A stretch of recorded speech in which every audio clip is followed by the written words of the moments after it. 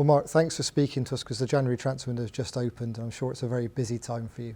Let's talk about the form. There was a lot of frustration amongst supporters, understandably, on Monday. 9 defeats in the last 10. Give us your view, the board's view of the current run.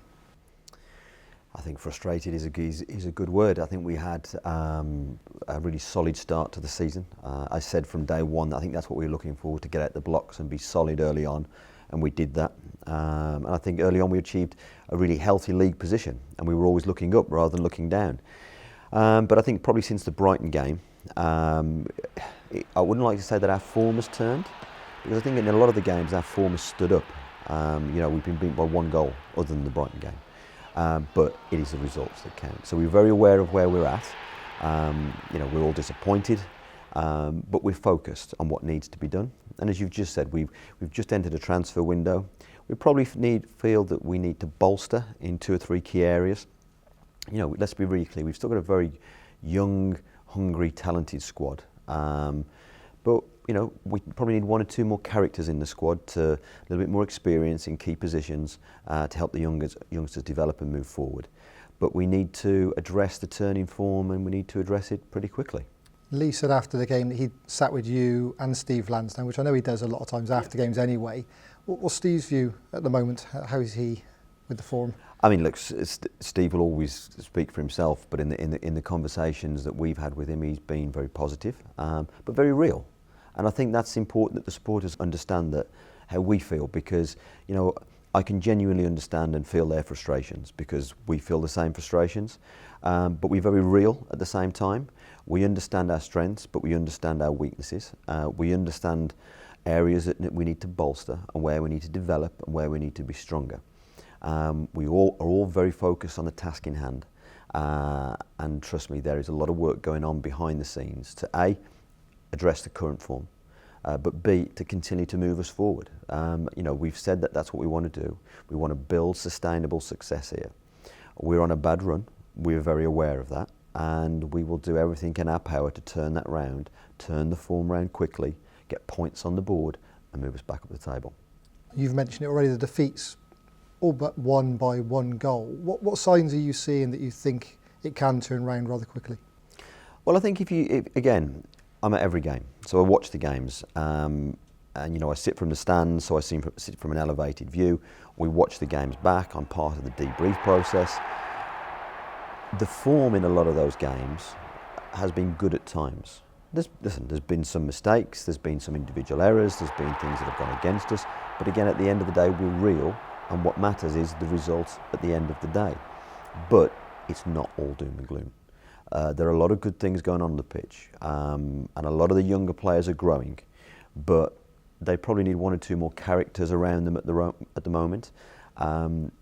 Game knowledge, game education, game experience is key. And that doesn't necessarily just mean older heads. That means people in key positions who have the knowledge on what to do at the right times. Continue to help the youngsters grow, but make sure that we get across the line in games, particularly when we're ahead, or in the game, as we have been late on.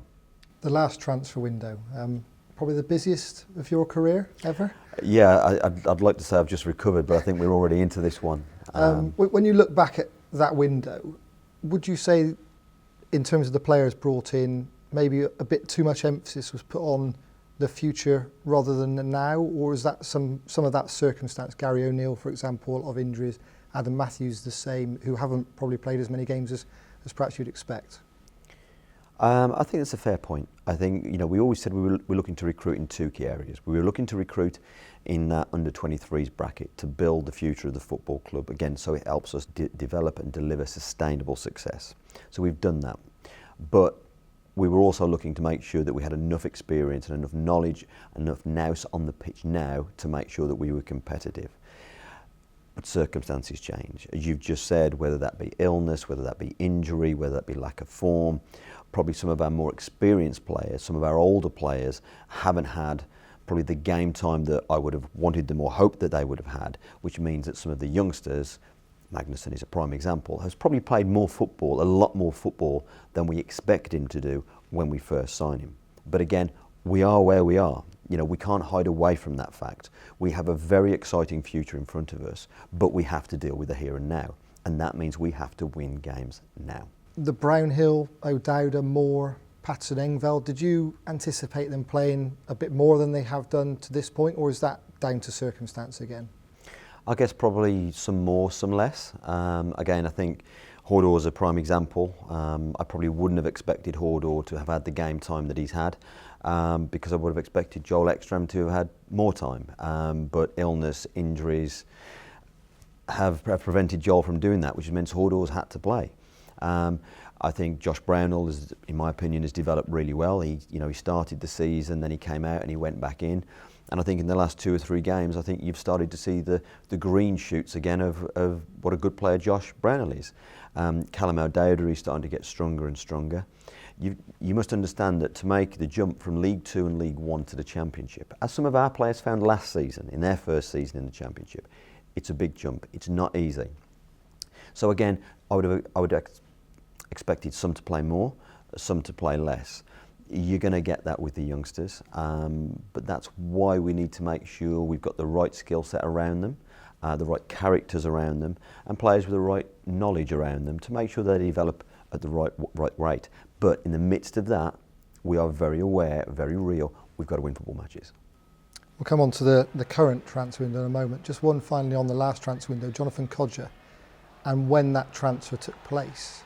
Has that hampered you in some way because it was so close to the closure that you weren't able to do, perhaps if you'd have had 5 days, 7 days, the business perhaps you may have wanted to do on a striker?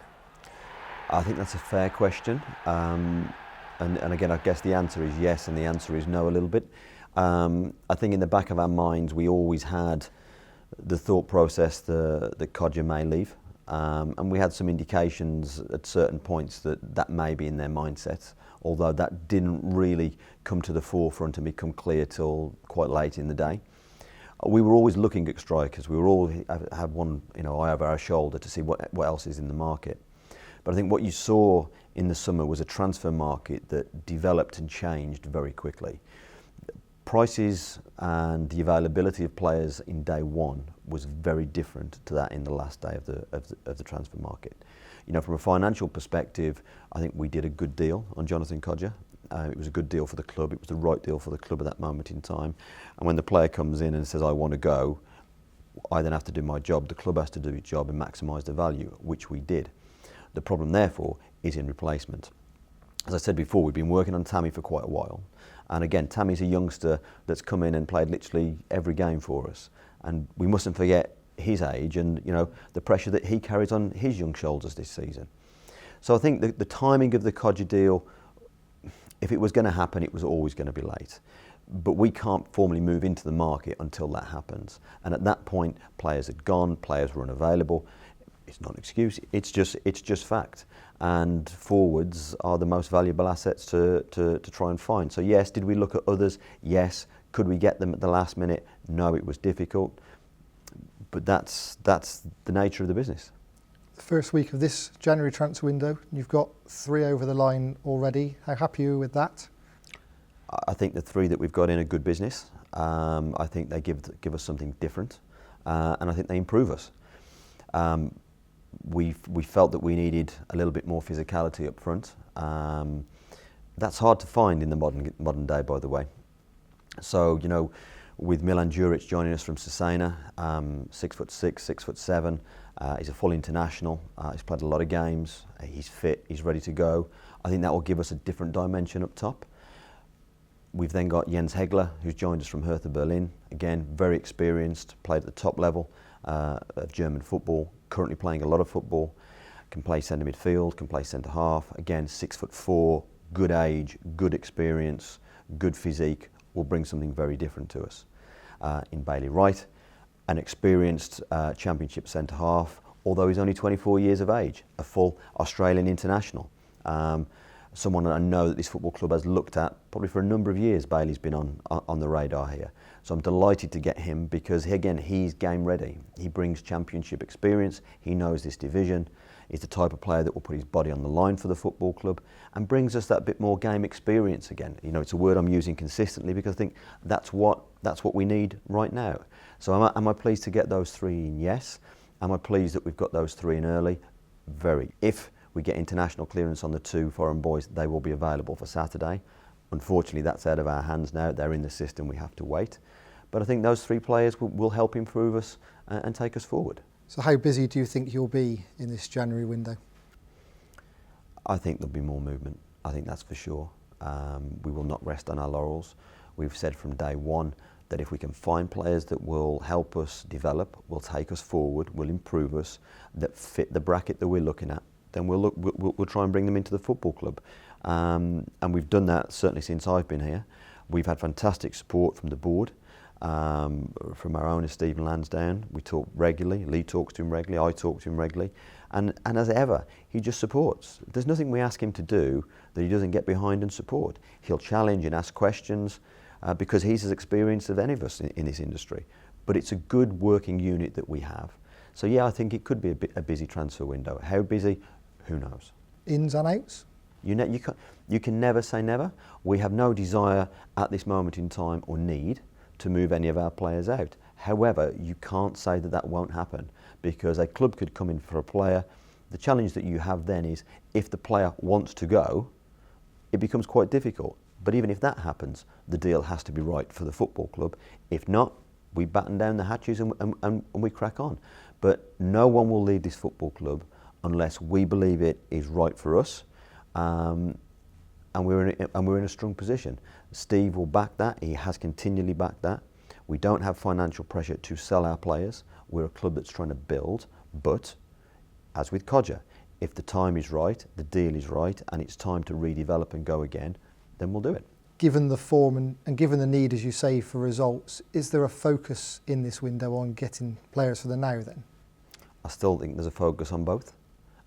We've run that process from day one. We have players identified for the younger age group. That will continue because there's no need to stop that. But let's be really clear. We know what we need now. We're in the market for what we need now. I think we've just proven that by the three experienced players that we've just brought in. But I go back to the point that if we can find players that are the right fit, the right technical specification, and will improve us, we're in the market. But even though we know who those players are, they have to be available. And as I've just said to you about us selling players, other clubs are in a very similar position. If they don't need to sell or don't want to sell, they won't sell. So it all has to line up. We know the type of player that we're looking for. We know the key areas that we're working on. We are focused on what we need now, and we're also focused on what we need in the summer. Because we'll transition and we'll keep moving forward. And some players at the right time, as you've said, will move out and be replaced by players who we believe will take us further forward. So yes, I'm sure it will be a busy transfer window. It always is. But we're in fairly good shape. I think we've got out the blocks early with the three players that we've brought in. I think that I'd hope that would give the fans comfort that we don't just wait until a transfer window and then start doing business. And I think if you compare this transfer window already with that of last year's transfer window, I wasn't here at that point, Lee wasn't here at that point, we're busier. And we're doing a lot of work early. That's being professional, and that's how I think we should operate. What's your message for the supporters at this time? Listen, I can only speak as I find. I think with myself that the fans have been absolutely fantastic since day one. I think the majority of supporters have understood what we're trying to do. We've tried to be clear in our communication on the plan that we have and what we're trying to build and how we're trying to build it. That plan's not going to change. It will stay the same. Steve and the board are very clear on that. We build the young group, we build and filter that in with more experienced players. And again, I keep saying that doesn't have to be older players. It's the right fit with the right experience to nurture those youngsters. So we will stay on track with that. The fans have been fantastic, I think, in understanding what we're trying to do.